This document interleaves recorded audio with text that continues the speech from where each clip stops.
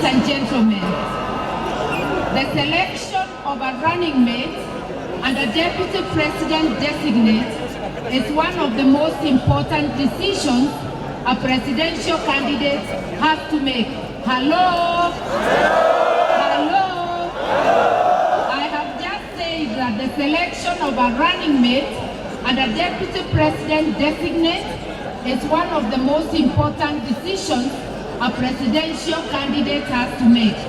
For this reason, allow me to start by thanking the Azimio Council and the running mate selection panel for a thorough, respectful, and transparent process in the selection of a running mate to the coalition's flag bearer.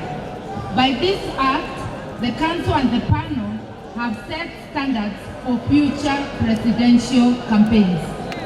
I also wish to congratulate the other candidates, those with whom we walked the path of this possibility and who interviewed for the position together with me. I am indebted to each one of you as worthy competitors. I look forward to joining forces with you to drive the campaign forward with the same energy and zeal. People of Kenya, family and friends, I'm deeply honored by the decision to nominate me as the Deputy Presidential Candidate for Azimio la Umoja, One Kenya Coalition Party. I stand before you fully aware of the implications and symbolism of this moment. And although I have the singular privilege to stand before you this morning, this nomination is truly a collective honor that cannot be left for me alone to savor. It is a personal journey, but also a national journey. It is a culmination of a journey walked with many. It is a journey for and with the people of Kenya, for and with the women and men of Kenya, for the girls and the boys of this great republic. It is a story of those who have had the courage to try, have failed sometimes, and have continued even against odds.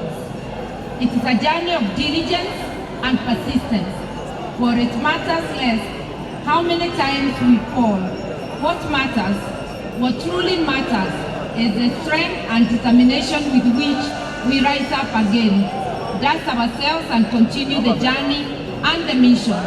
Today is one more reason to never give up. And for this, I'm also grateful to the many faceless team of dreamers who have walked with us through and through. You know yourselves, thank you for never letting me to rest. 3 decades ago, at the height of the clamor of a democratic state, we began the journey to liberate this country from the yokes of underdevelopment, negative ethnicity, endemic corruption, and poor governance. 10 years later, we had not succeeded, but learning from past mistakes, in 2002, we came together to remarkable success. For decades in the trenches with my brother, His Excellency Raila Amolo Odinga, and many other patriots, we found ourselves on the right side of history, grasping the hope of an entire nation under the umbrella of the National Rainbow Coalition, under the stewardship of the late President Mwai Kibaki. NARC gave the people of Kenya a real hope for meaningful social, economic, and political transformation.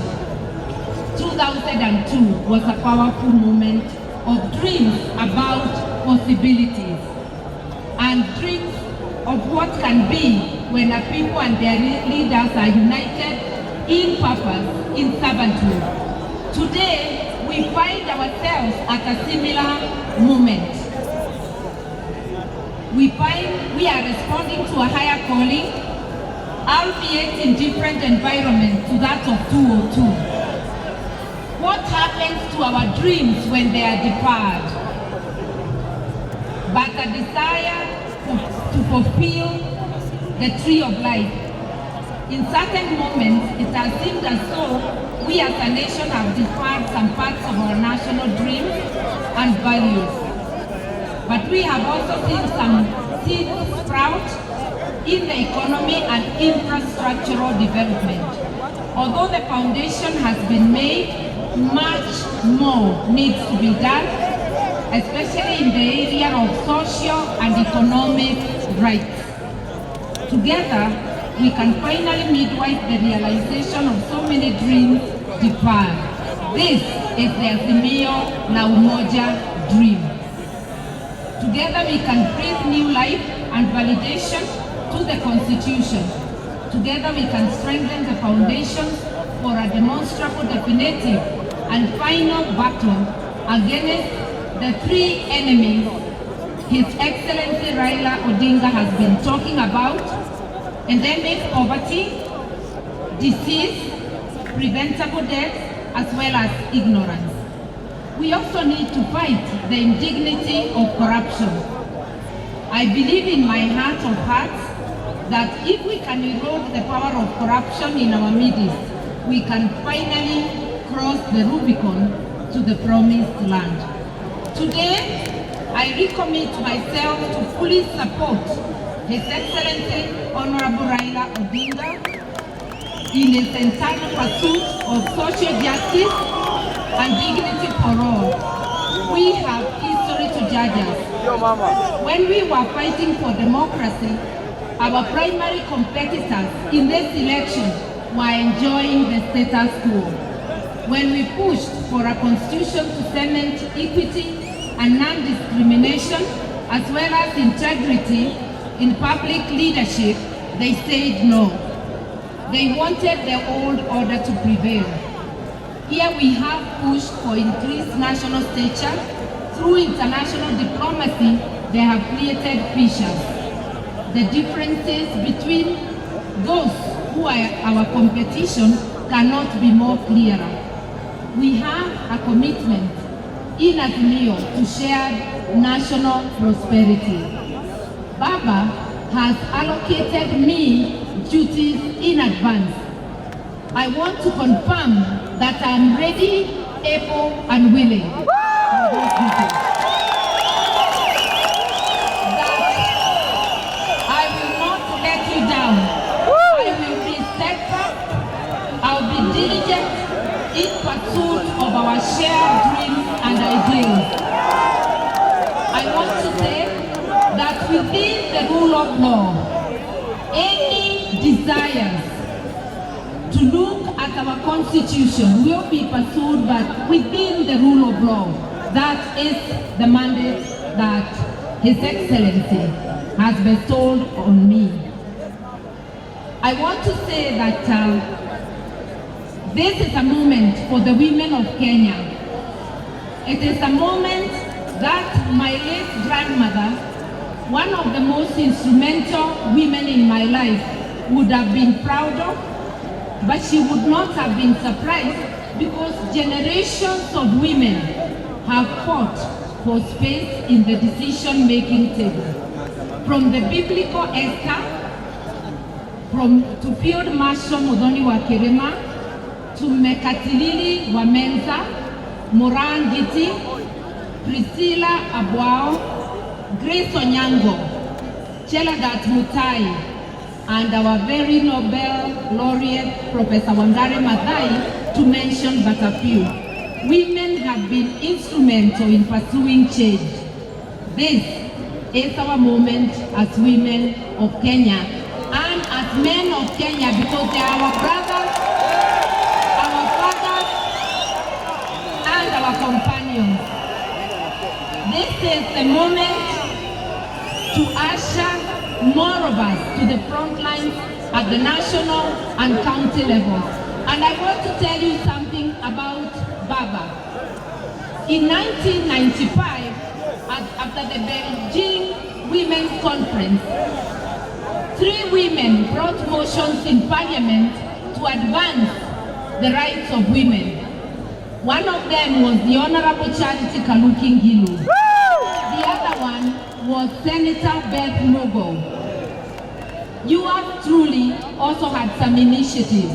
but there was one man, only one man, who brought a motion to call for the establishment of the Gender Commission.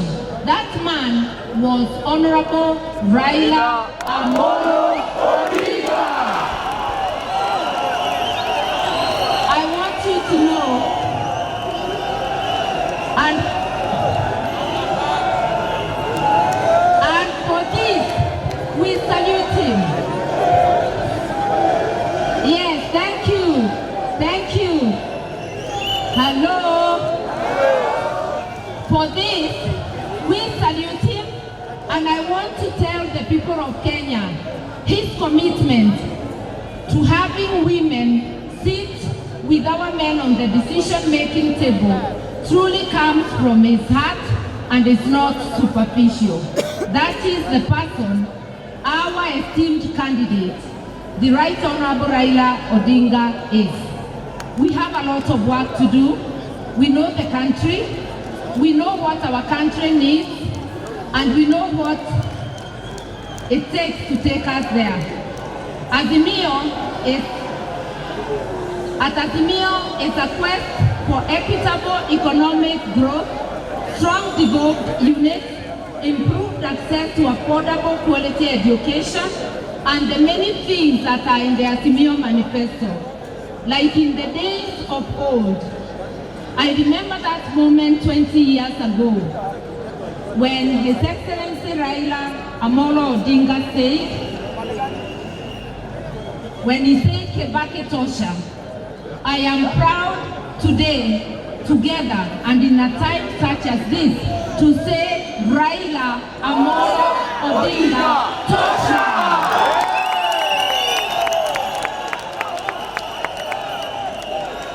So we are asking you,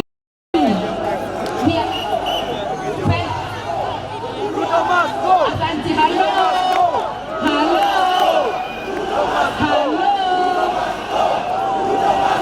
Tumewasikia.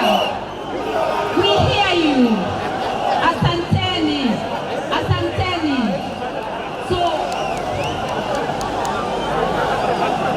we agree with you that only Azimio, under the leadership of His Excellency Raila Amolo Odinga, can take Kenyans to a better place, to a prosperous Kenya.